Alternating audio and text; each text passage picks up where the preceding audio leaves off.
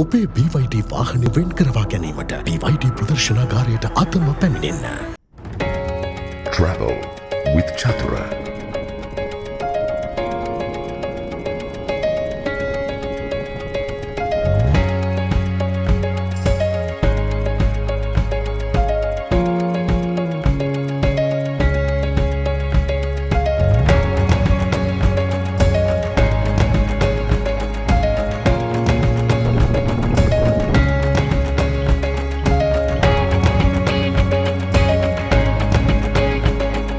වෙන කොහොමවත් මේ ලංකාවේ රජරට මහා සමුද්‍රයේ ඉස්සරහා ඉන්නේ. මේ ඇවිල්ලා කලාවැව. ඉතින් අද කලාවැවේ සුන්දර දර්ශන පෙළක් ගේනවා. අපි වැඩසටහන් දෙකක් ඉදිරිපත් කරනවා ළඟ ළඟම කලාවැවේ. අද කයකින් දෙකක් තියෙනවා. පටවගෙන ඇවිල්ලා ඉන්නේ. දක්ෂම කට්ටියක් එක්ක මේකට මෙහි ඉන්න අද ගමන අපේ.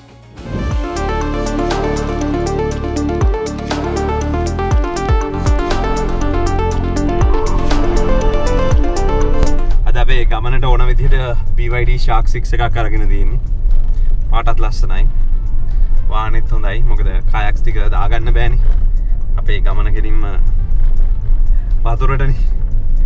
පටවගෙන ඉතින් සෑහෙන දුරක් එන්න තියෙන හින්දා මේක තමයි ඉතින් වාහනේ.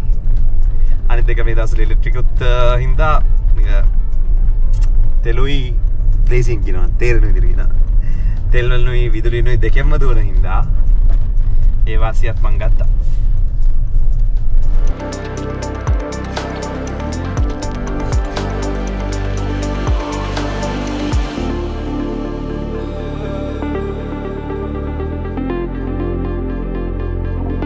අපි කලාවැව ජාතික වනෝද්‍යානයට ඇතුළු වෙන්නේ ජාතික උද්‍යානයට ඇතුළු වෙන්න යන්නේ. වනජීවී සංරක්ෂණ දෙපාර්තමේන්තුව යටතේ තමයි පාලනය වෙන්නේ. අලිවටක් දාලා තියෙනවා. ඉතින් වාහන ඇතුළු කරන්න බෑ. තහනම් ලංකාවේ ඉන්න ප්‍රසිද්ධ පුද්ගලයෙක් ඉන්නවා.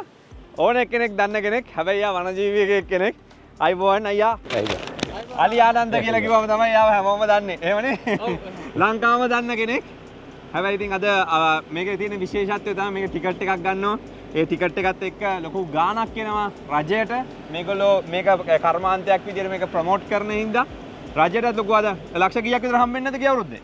අපිට දැන් මේ කායා ජිප් මේ කායා එක ආවට පස්සේ මාසෙකට ලක්ෂ 3කට ආසන්නෙන් දෙලක් එනවා. ඉතින් වතුර බැස්සනම් තව ජිප් සෆාරි ඒකත් එනවා. ඉතින් විශාල ආදායමක් උපදවන තැනක් මෙතන කලාව ජාතික උද්‍යානයේ. මෙතුමා පෙන්නන මේ ලේඛනේ බැලුවෙන් පස්සේ පේනවා. ඉතින් එන හැම කෙනෙක්ම මේක ගෙවන්න ඕන, ගෙවලා ඇතුළට යන්න ඕන, ලොකු ආදායමක් ලැබෙනවා කියන එක. අද අලි ඉන්නවද එතකොට? අද අලි ඉන්නවා. අලි ළඟට අපිට කයකින් කරන්න පුළුවන් නේ? පුළුවන්. යමු එහෙනම්. අපි සාමාන්‍යයෙන් දෛනිකව අපේ සංචාරකයන් එක්ක ඇතුල් වෙන්න කලින් අපි වතාවත් හැටියට මේ වන උද්‍යානයේ ඇතුල් වීමේ දොරටුවේ මේ විදිහට වතාවත් කරලා තමයි ඇතුළට යන්නේ.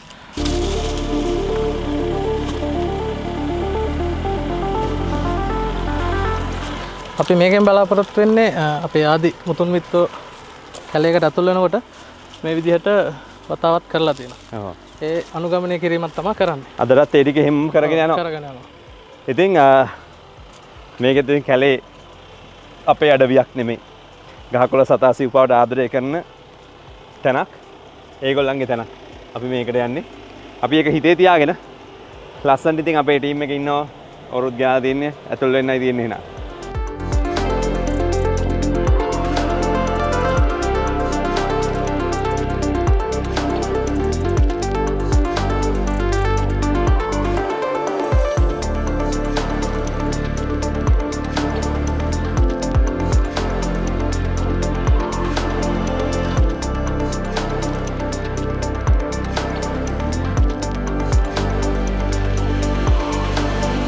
ඉතින් සම්පූර්ණම මේ ගමයි මෙහා පැත්තෙන් රක්ෂිතයයි මායි මේ තමයි ඉන්නේ. ඉතින් අලිවැට සම්පූර්ණයෙන් බලා ගන්න කණ්ඩායම ලංකාව වගේ තුන්වෙනි කිලෝමීටර් 5000 ගානක අලිවැට ගහලා තියෙනවා නේද?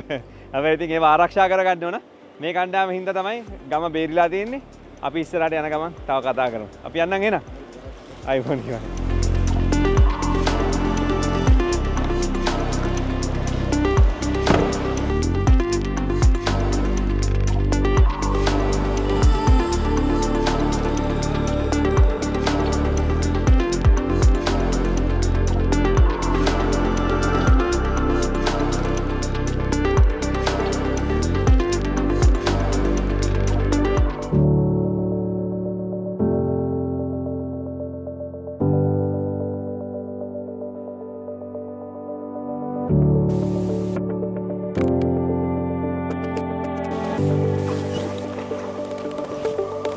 කොහොමුණත් ඉතින් ලංකාවේ ඕනම ජලාශයක අනිවාර්යෙන් යනවා නම් අනිවාර්ය කරලා තියෙනවා ලංකාවේ නීති අනුව ආරක්ෂිත කබා පැලඳ තමයි ඔබට ගමන යන්න තියෙන්නේ. එහෙම නැතුව යන්න බෑ. ඔන්න දැන් කාංචන අපිට විස්තර කරනවා මෙතනදී අපි පිළිපදින්න ඕන දේවල් ටික. ඒක අනිවාර්යෙන් පිළිපැදලා ගමන යන්න කියලා තමයි කියන්නේ. අපේ ආයතනය නිතරම බලන්නේ මේක එන හැමෝගෙම ආරක්ෂාව. ඒක තමයි අපේ ප්‍රයොරිටි එක තියෙන්නේ.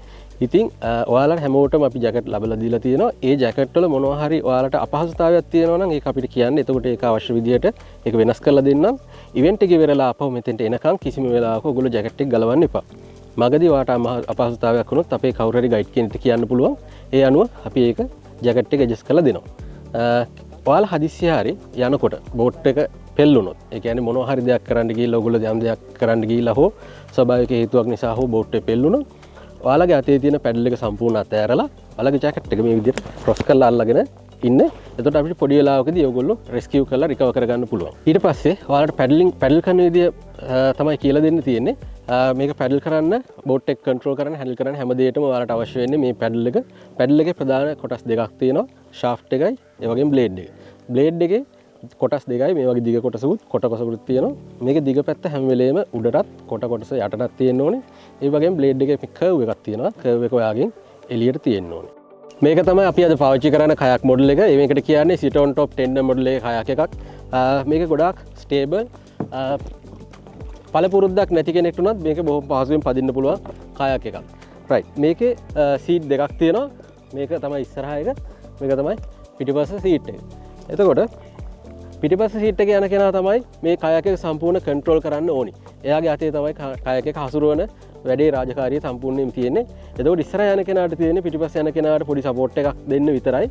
එතකොට කවුරු හරි කෙනෙක් වීඩියෝ එකක් කරගන්න ෆොටෝස් ගන්න බලාපොරොත්තු වෙමින් ඉන්නවා නම් එයාට පුළුවන් ඉස්සරහ සීට් එකේ යන්න. දැන් මේ කයක් එකට මම පෙන්නන්නම් කොහොමද කයක් එකට නගින්නේ සහ කයක් එක හසුරවන්නේ කියලා. ඔයාලා ඉස්සරහව පිටිපස්ස ඔයාලා තෝරාගන්න සීට් එක වගේ කයක් එක්ක කිට්ටුව තියෙන කකුල ගාවට ගේන්න. ඊට පස්සේ පැඩල් එක කයක් එකට සමාන්තරව තියෙන්න ඕනි. මේ අතර තියාගෙන කයක් එකට නගින්නේ නැහැ. හදිස්සිය හරි වා වැටුනොත් මේක පැඩල් එක අනිවාර්යෙන් ඔළුවේ වදිනවා. ඒක නිසා කයක් එක අනිවාර්යෙන් මේ විදිහට පැරලල් තියාගෙන ඔයාලගේ කකුල ගාවට සීට් එක අරගෙන කයක් එකේ අනිත් පැත්ත අතෙන් අල්ලගෙන වාඩි වෙන්න. එන්න මේ විදිහට තමයි කයක් එකට නගින්නේ.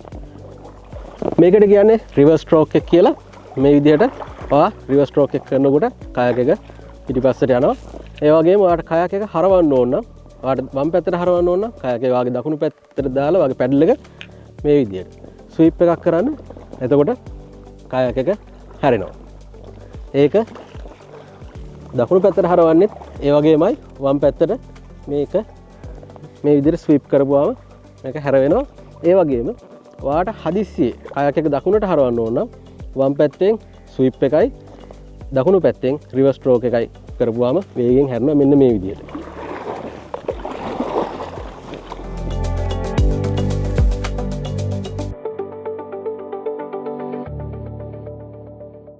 මේක ඇත්තටම මේ කට්ටියට බය වෙන්න පුළුවන් ෆුල් භයානකයි වගේ කියලා. එහෙනම් භයානක නෙවෙයි හරි ලක්ෂරි ටුවර් එකක්. මොකද වතුර බින්දක්වත් ගෑවෙන්නේ නැති වෙන්නමත් ඕන නම් කියන්නත් පුළුවන්. විශේෂයෙන්ම කාන්තාව උදවිය එහෙම හිතනවා ඇතිනේ එහෙම.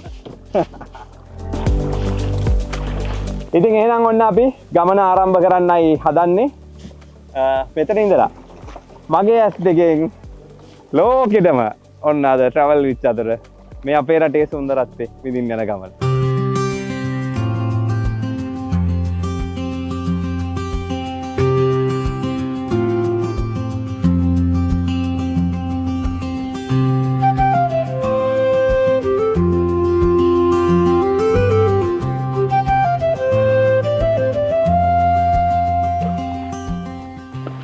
ධාතුසේන රජතුමාට පින් සිද්ධ වෙන්න මේ වැව මැද්දින්දලා අපි දකින්න රිටිගල පුදුම සුන්දර දර්ශනයක්. හරිම ලස්සනට පේනවා. පැහැදිලි දවසක්, පැහැදිලි අහසක්. අර ඈතින් පේන්නේ මානෑව කන්ද. මේගොල්ලොන් නම් මේවා ඉතින් අලුත් දේවල් නෙමෙයි. ඉතින් අපේ ටීම් එක ගත්තම ඉතින් මෙතන සම්පූර්ණයෙන්ම පළපුරුදු කණ්ඩායමක් ඉන්නවා. අයිතිකරුවා ඉන්නවා. එහා පැත්තෙන් ඉන්නවා පළපුරුදු ස්නයිපර් කෙනෙක් ලංකාවේ. නැද්ද කියන්නේ? අන්න ඉන්නවා පොලිසිය. ඉතින් අවුරුදු ගානක් හමුදාවේ හිටපු අත්දැකීම් තියෙන කට්ටිය. ලස්සන ටීම් එකක් ඉන්නේ. ඒ හින්දා අපිට ගොඩක් ලොකු දුරක් මේ ගමන යන්න පුළුවන් කිලෝමීටර් ගාණක් අපි විශ්වාස කරනවා. අපි කිලෝමීටර් කීයක් යනවද?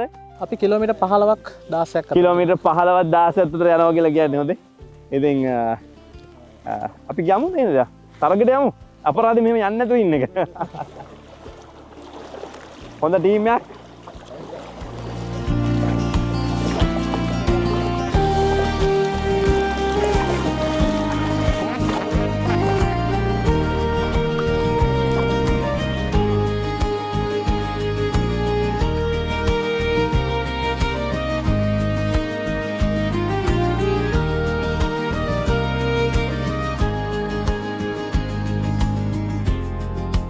මේ අනුරාධපුර ඕකිඩ් එකේ ලස්සනමයි කියන්න බෑ. ඉතින් මේගොල්ලෝ නම් කියන්නේ තැන් තැන් වල විවිධ වර්ණයන්ගෙන් යුතු අපිට මේක දකින්න පුළුවන් කියලා. වර්ණ 5කට වැඩිය. පුදුම ලස්සනක් තියෙනවා. මට ගේම්ස් ලයිට් එකත් එක්ක ඕකිඩ් එක පේනවා. බොහොම ලස්සන ඉපල් ගහක් උඩ. ඉතිගන්නකො දර්ශනයේදී.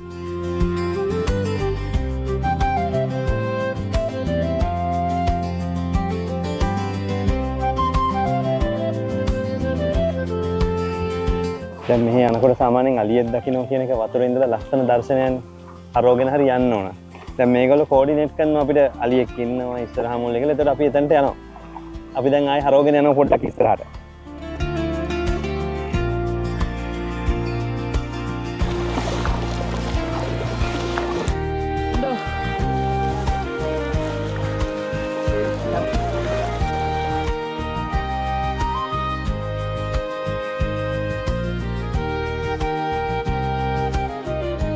අලියෙක් ඉන්නවා.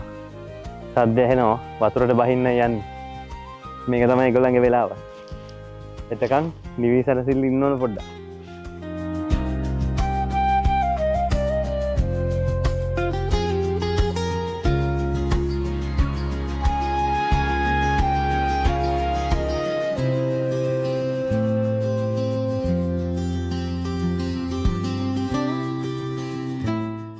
දැන් ප්‍රශ්නෙත් එක්ක එළියට බහැලා තියෙන්නේ. වතුරට බහැලා තියෙන්නේ. හොඳට වතුර නෑවා. මං හිතන්නේ දැන් ඉතින් ඇති වගේ කියලා හිතලා යන්න වගේ.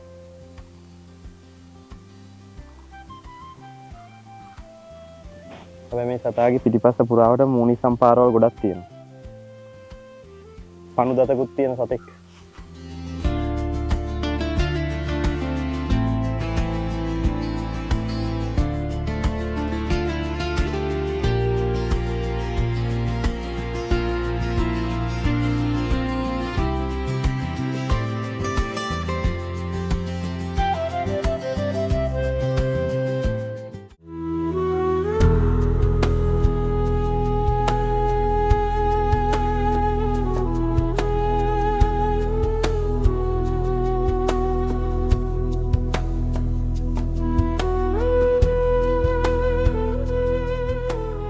දැන් අපි තවත් වැදගත් වෙනකට ඇවිල්ලා තියෙන්නේ. අපි කලාවැවෙන් බලලු වැවට ඇතුල් වෙන්න යන්නේ.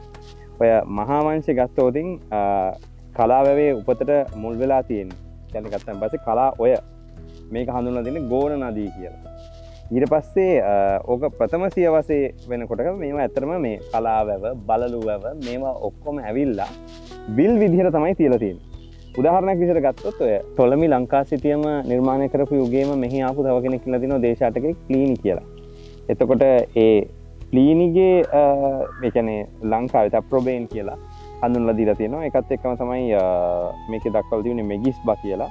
මේ විලක් තිබ්බා කියලා සඳහන් වෙනවා. ඔන්න ඔය පසු කලයක කලාවැව බලලු වැව බවට පත් වෙලා තියෙන්නේ.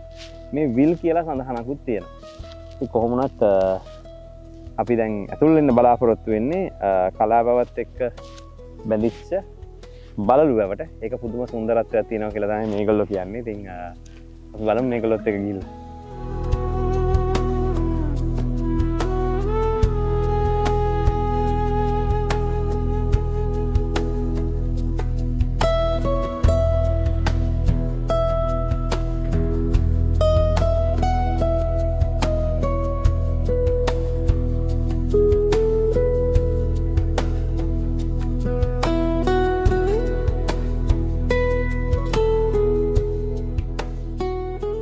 ඇත්තටම ගත්තොත් ක්‍රිස්තු වර්ෂ 459 ඉඳලා 477 වෙනකන් තමයි රජකම් කළේ ධාතුසේන රජතුමා. ධාතුසේන රජතුමා ඇත්තරම රජකම් කළා තියෙන අවුරුදු 18යි. ඒ අවුරුදු 18ට තමයි මෙච්චර දේවල් කරලා තියෙන්නේ. ඒ අතින් අපේ පාලකයෝ දැන් මොනවද කරන්න කියලා අහන්න එපා. ඉතින් මම කියන්නේ සාමාන්‍ය ඊට වඩා ගොඩක් දේවල් මෑත කාලේ වෙලා තියෙනවා. 76 වසරේ සාපේ වගේ කොට ගොඩක් දේවල් වෙලා තියෙනවා. ඒ කාලේ හදපු වැව් ඔක්කොටම වඩා ලොකු වැවක් හදලා තියෙනවා. ඒක වෙන කතාවක්. එතකොට මේ අවුරුදු 18ට තමයි කලාවැව බලලු වැව යා කළ මහා වැවක් නිර්මාණය කරන්නේ. ඊට පස්සේ කලාවැවේ ඉඳලා සතපොම් 54ක් දිග යෝධ ඇල නිර්මාණය කරන්නේ තිසා වැව දක්වා. ඒ හින්දා මේ ප්‍රදේශවලට ධාතුසේන රජුරෝ කියලා කියන්නේ වෙනමම කෙනෙක්.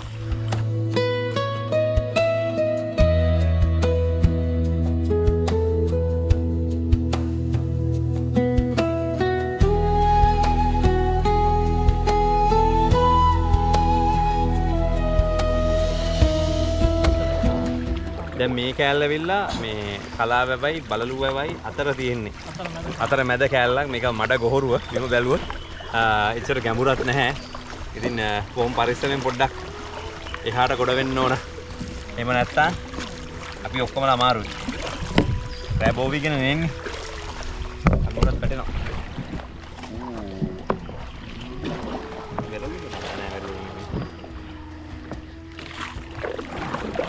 අස්සෙන් හොයාගෙන ඉන්න ලස්සන ගමන.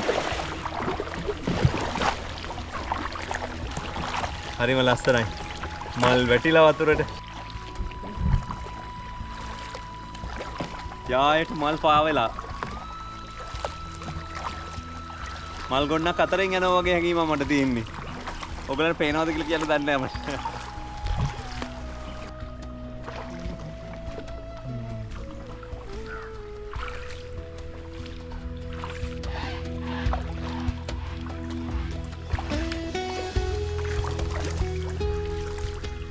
මේ ගස්වල ඉතින් වතුර මට්ටම වතුර පිරිච්ච මට්ටම මුල් වලින් හිතා ගන්න පුළුවන් නේ.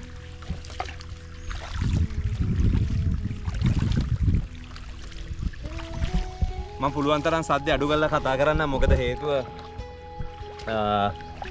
අලියෙක් හරි සතෙක් හරි ඉන්නවනම් අපිට සත්තු බලන්න වෙන්නේ නැහැ කෑක ගහ ගියොත්. අපි අනිවාර්යයෙන්ම හිතන්න ඕන දේවල් ටිකක් තියෙනවා මේ ගමනක් යනකොට. අනිවාර්යයෙන්ම සද්ද නැතුව හිමීට මේ ගමන යන්න. සද්ද කොච්චර ස්වභාව ධර්මයේ සද්ද තියෙනවද අහන්න. ඒ සද්ද ටික නැති කරගන්න එපා. ඔයගොල්ලෝ කියලා කියන්නේ.